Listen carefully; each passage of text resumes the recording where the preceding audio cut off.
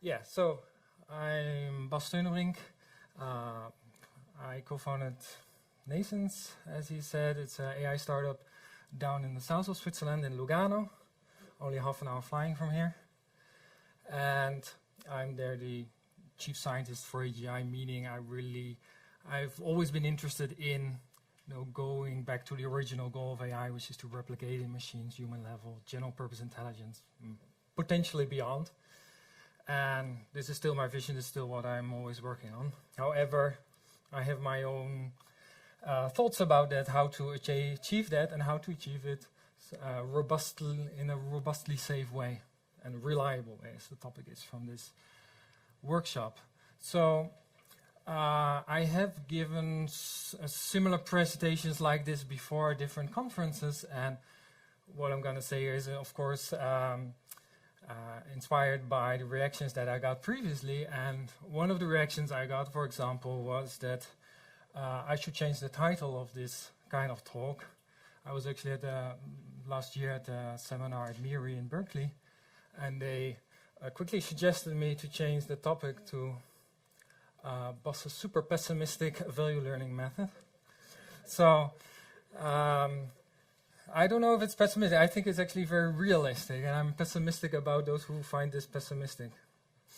So we'll see what's so pessimistic about it. So, yeah, I've maybe a bit reinterpreted the topic of the workshop to the workshop of responsible artificial intelligence. I didn't really look what the R stands for, but yeah, the question that I really want to pose here is whose responsibility is it to make AI reliable, to get back to the reliability part. And in my opinion, so what I've gathered from reactions from people is that it's really important to ask the right questions here. If you don't ask the right questions about AI reliability, then you're going to get stuck in approaches that even don't allow you to get to the proper answers. So what is, in my view, the most typical caricature of the typical question that people who are working on AGI but are sort of aware of potential risks, the question that they ask about very intelligent AIs is, what is the behavior of an AI that is very intelligent and therefore capable of self-modification, and how do you control it? And this, to me, it's a bit like, let me give an example. Did you see the movie Ex Machina? Yeah, did you like it? I did. At least after about half an hour, when I was finally able to stop myself from thinking about a very nonsensical basic premise of the movie, which was namely that there was apparently this one guy in this hideout somewhere in the middle of nowhere who, on his own, apparently, sort of made this super intelligent robot, or at least pretty intelligent one, and only after having made that, started doing experiments on how to control it and whether it was trustworthy. And to me, this just seems ridiculous. You know, it's not a one-man job to build a very intelligent AI, and it's going to be very time-consuming as well. So there's going to be a lot of time to think about, how am I going to even design the system, like really put it into design already, and how I'm going to teach it to be controllable eventually anyway. So the right question that I think that should be asked here is, how do we grow an AI from baby beginnings such that it gains both robust understanding and proper ethics?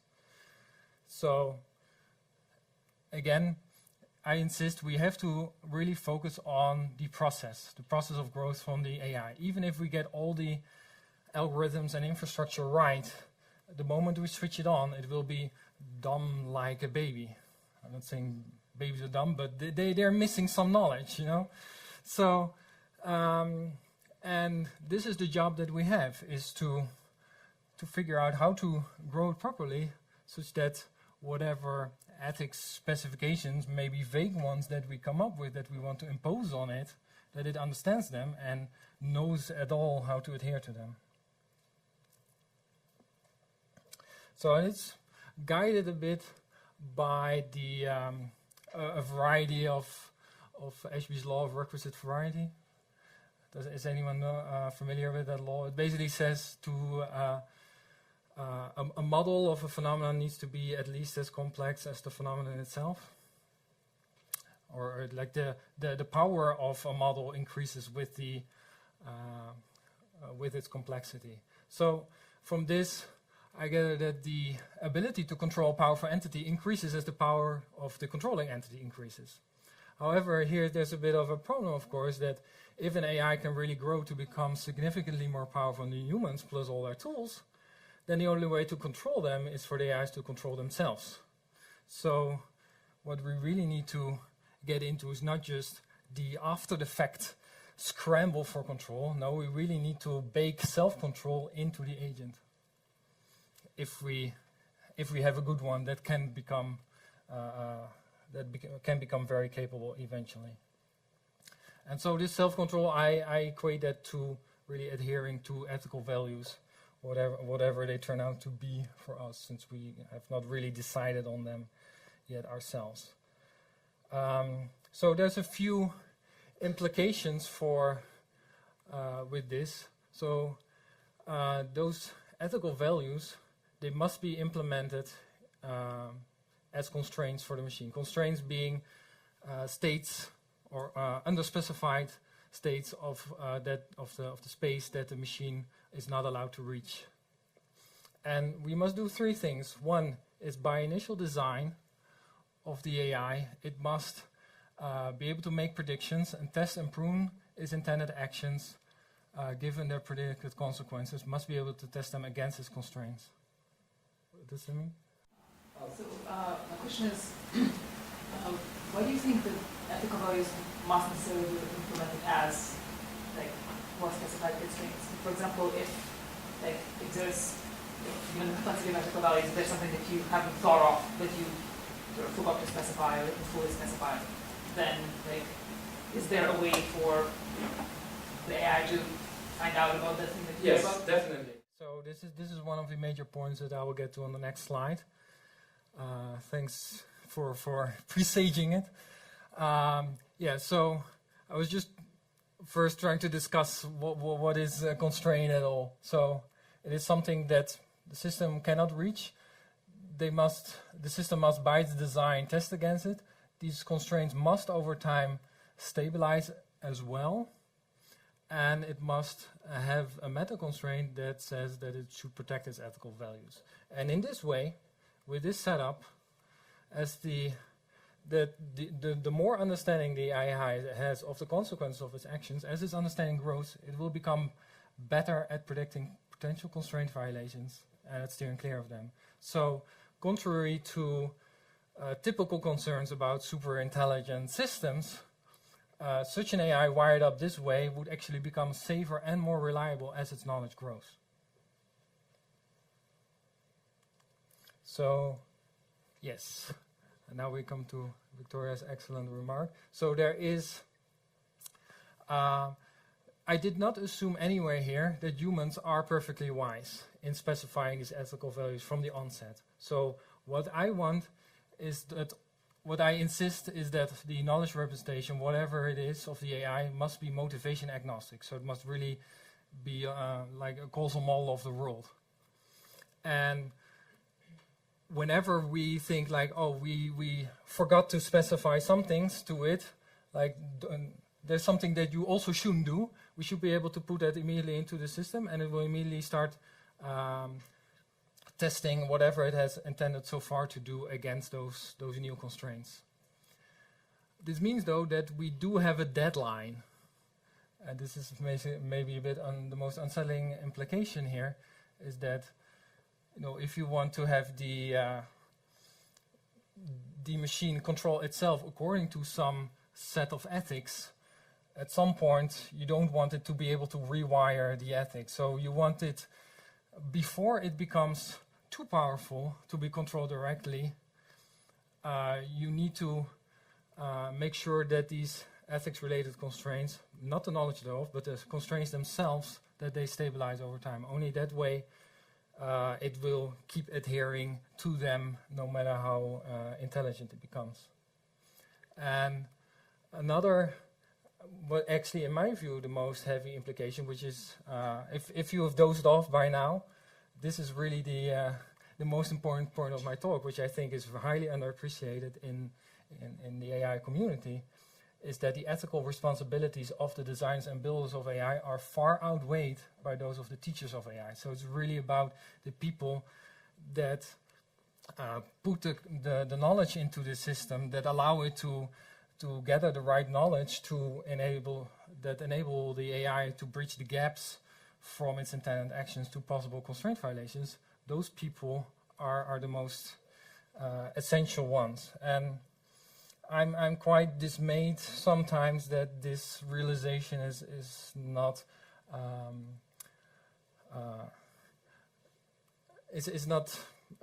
has not penetrated enough in our community. So I think it was Max Daniel who already showed some of the AI principles. This is actually the website of it. He showed just the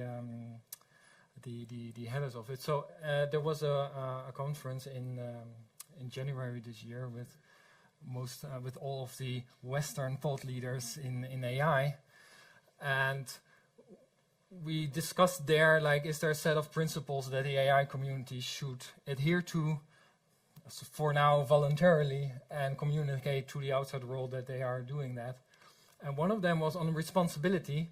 Number 9, if you look up on this website, number 9 says, designers and builders of advanced AI systems are stakeholders in the moral implications of their use, misuse, and actions, with responsibility and opportunity to shape those implications. And I have argued before and during the conference that this is not enough, that this is wrong in a sense, unfortunately to no avail, because this is how it's on the website now. So what I'm dismayed about is that it really glosses over the lifelong learning of the AI. If you really consider open-ended lifelong learning AIs, then the teachers really bear the greater responsibility. And probably also the people and institutions that educate, accredit, manage, and monitor those AI teachers. So I would really love to see that in there as well. Yeah, so how do we go from here? How do we figure out what is a kind of machine that that can actually that is amenable to these teacher interactions and learning about whatever vague ethical constraints that we have?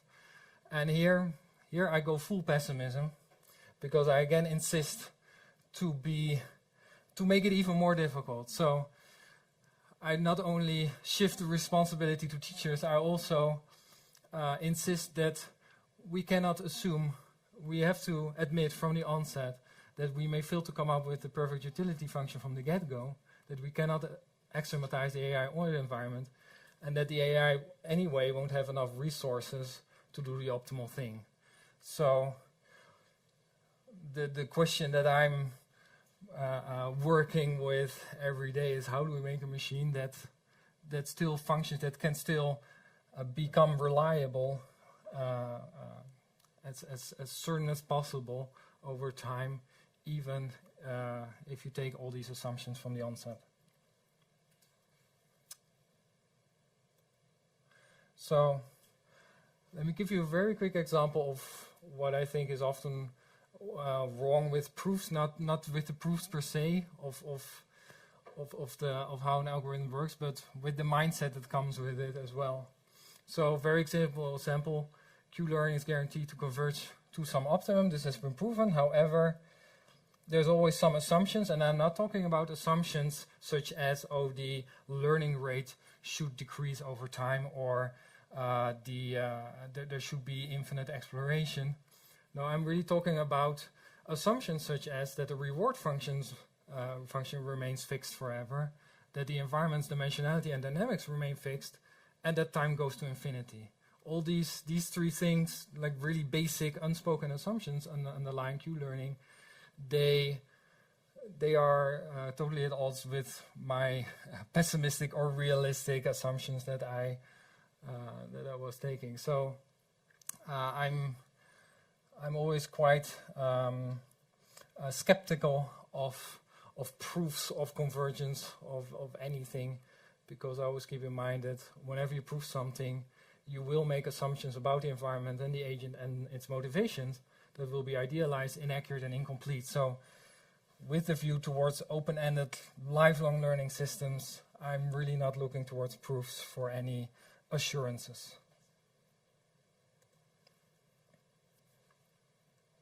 So, so what is really the fundamental problem that we need to tackle here? It's not just the, it is really bridging the gap. So given a system, it has some sensors, it has potential actions that it's considering to perform, and we have way on the other side some imperfect or vague constraints regarding safety and ethics. And this is the real problem that we need to tackle, is how do we bridge this gap? How do we bridge the gap? How do we go from the sensory inputs that tell the machine what's going on, the things that it's considering to do, and the possibly very vague things that it's not allowed to do. So this is really what we need to focus on. We need to make sure that the AIs can connect the dots. And that's why I really propose a very developmental approach, such as we do with kids. So, and the real problem thus that we need to tackle is that of understanding. And then to illustrate what I mean with understanding, this is one of my favorite examples, is the upside down table. If I would have my very highly learned image classifier and I ask it, is there a table in this image? What would I expect my classifier to say, my AI here to say, whether there's a table or not in this image? Is there anyone who would want to take a guess? I see someone, yes? Any no's? Anyone feeling that I'm posing a trick question? Yes, of course it's a trick question, because I don't want to hear yes or no at all from an AI, because like this is not a table because it's upside down. So I want the AI to say, like, not to say like, yes, it's a table because I'm translation invariant. No, I want to say, no, it's not a table because, or it could be a table if you would only flip it, because the role or the function of a table is to keep objects a certain distance from the ground. And in this position, this table cannot keep objects from the ground. So you would need to flip it. So this would show proper understanding of a very stupid, simple phenomena. And we have no AI yet that can answer this question in a way that I would find satisfying at all. So, last slide. What I really want to do is, without demeaning any of the previous talks, I do believe that we need to have some setups that has human intervention in the beginning at least, but we need to go really towards the full methodology of teaching and testing. So if we look at how we raise our kids, for example, in the beginning when we have toddlers, we really restrict their environments. We don't only say, don't do this action, do this action. We just really, we put them out of reach of the Ming vase, so that they don't break it. So we restrict, we supervise, and we intervene when necessary. And only when they've shown that they can handle certain responsibilities, that they can listen to when we say no, when we give them some constraints, then we can give them some more freedom. And what I really want to see is part of this theory or methodology is how to do pressure testing on our AI. So I want to put the AIs in situations where some of their constraints are nearly or easily violated. And then I want to see, do they recognize that they are in a tricky situation? Do they report it? Do they prioritize their actions or decide not to act? And how do they recover? And based on those results of those tests, I want to either decide, okay, the AI can go to the next level of learning, or back to the drawing board, or I need to redo some curriculum. And although such a methodology will not constitute a proof of correct behavior, I've already said I don't believe much in that anyway, I do think that these successful pressure tests will be a major step towards at least certifying reliability and safety of these AIs. So that's it. Any questions? I'll leave it up to the microphone guy. So I have actually two questions. So one is about sort of your central thesis about responsibility and like designers versus teachers.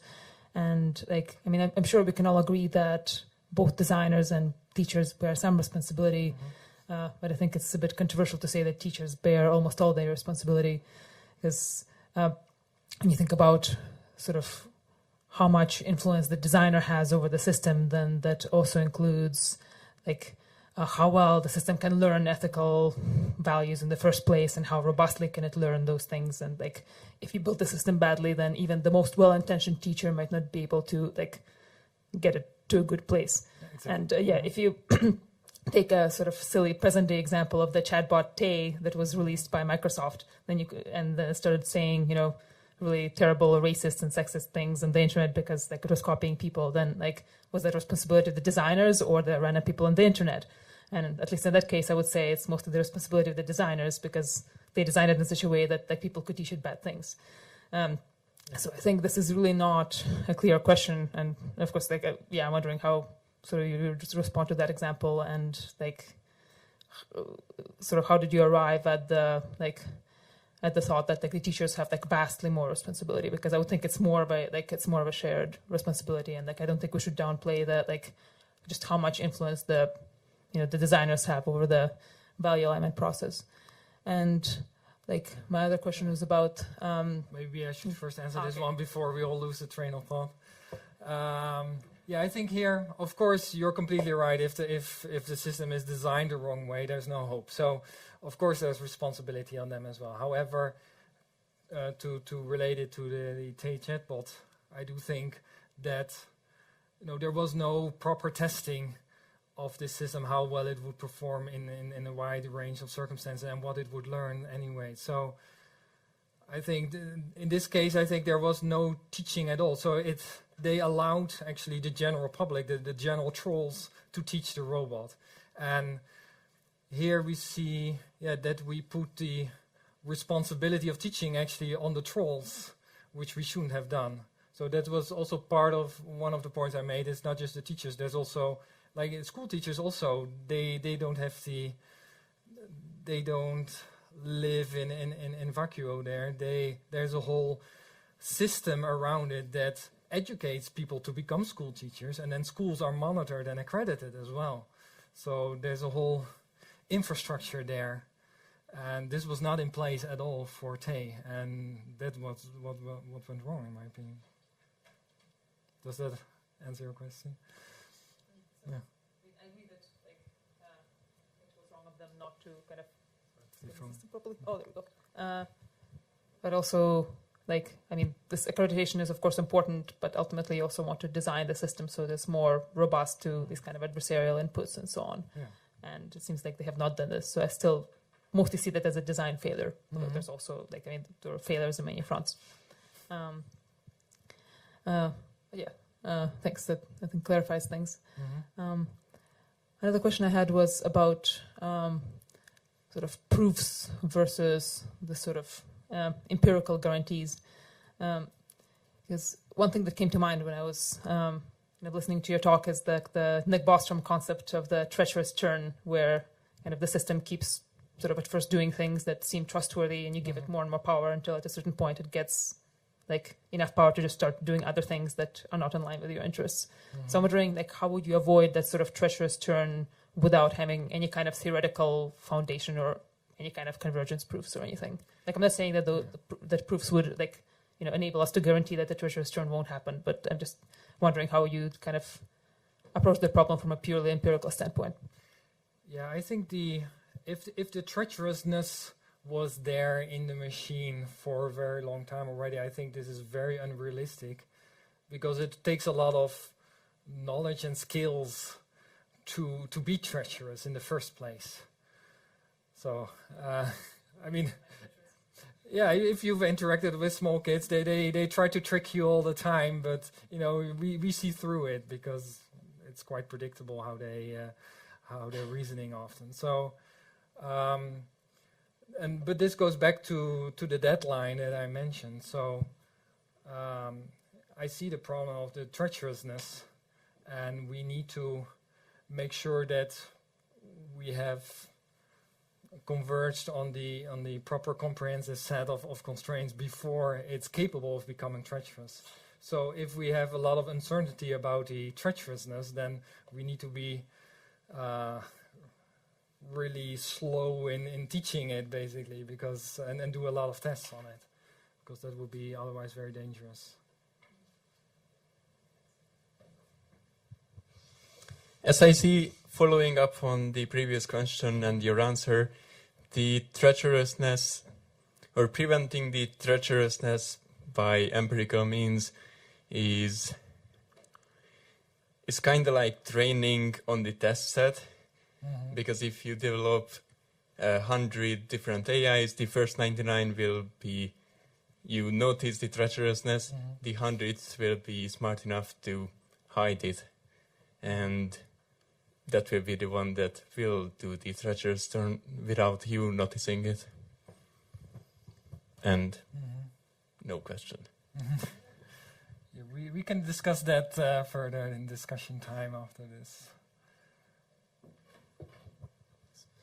So you're talking about AI teachers, right? This is not really a thing that currently exists. Yes, so unfortunately.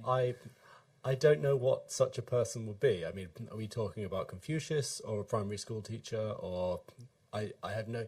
It's a word that I can't attach a concept to at the moment. Yeah, it's true. But this is part of the message that I want to bring here. We need to think about this because, according to my thinking and arguments, this is a really important kind of people to have. And we have not a really firm idea yet what kind of people they are, and not even a shared realization of that we need them. So that's why I'm... But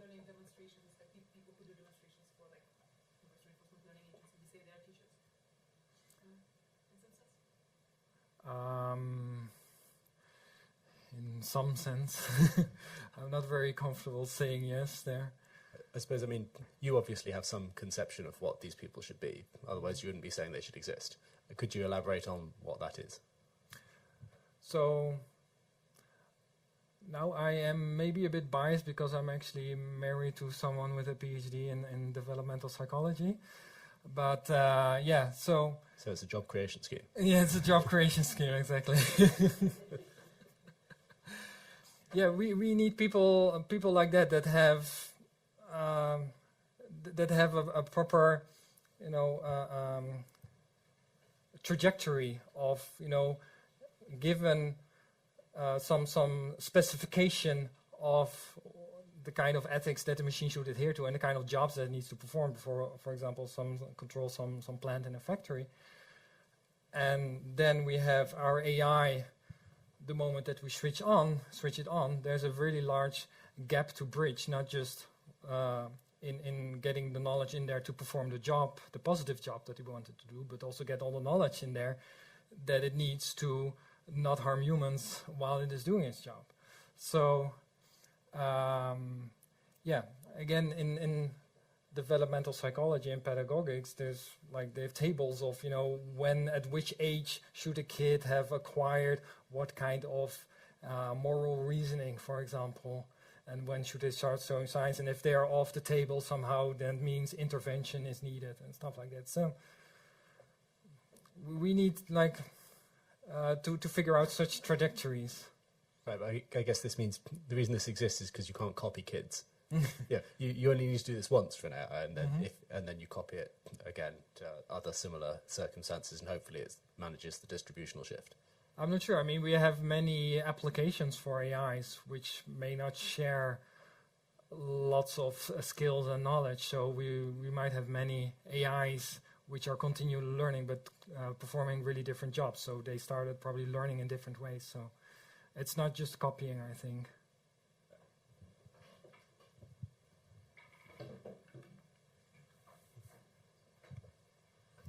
So the basic assumption that all of this rests on is that general AI that currently nobody knows how to build will behave the same way that we do somehow, starting as very dumb and getting more intelligent over time.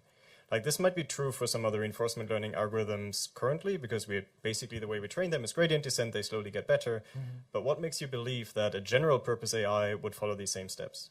Well, they still need to adhere to the facts of reality, namely there's never enough time or energy or quality of input to do anything optimal.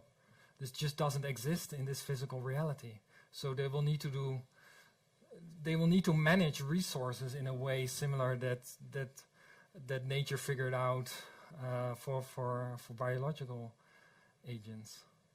Right, but what makes you believe that a machine will behave the same way as a biological system, right? Like, so this learning process seems more a fact of our biological limitations rather than a machine, right? I just give this a model, can optimize the hell out of this, right? I just need to give it a computer the rules, and it can figure out the optimal strategy from that. Why would it start dumb? Like, so for a general purpose. Which rules?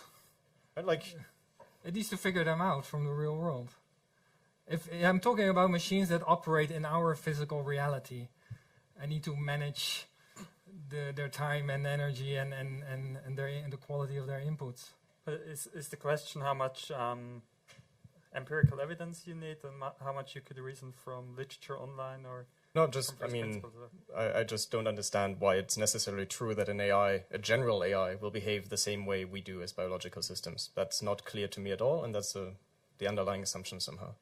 I mean, they don't need to behave so similar at all, but they will be constrained by very similar physical constraints as we are. I mean, the raison d'être for intelligence to exist in this world is because we don't have infinite energy and time. Otherwise, we could just all do breadth first search and be done with it. Yeah, but so if you're saying on the one side that AI has to be taught the same way as humans, so it takes very long and you have to teach everyone individually because they might have different tasks to do. And then I wonder what's the reason for have this AI at all? Because if you cannot take the scalability effects of, say, copying tasks, of endless learning because there's no depth, then you can just use natural intelligence to do the job, right?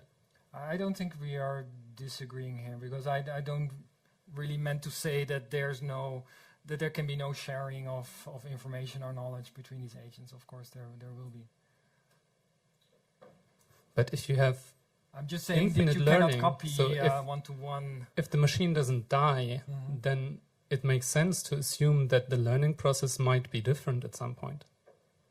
Like, yeah, if you never get tired and can learn from the internet instead of having to read everything and process everything, there might be a whole different dynamics of the learning process. Sure, yeah. My argument is geared towards agents that are going to do jobs in our physical reality and not just gaming bots, for example. This is a bit out of the scope. That will be quite a different kind of AI.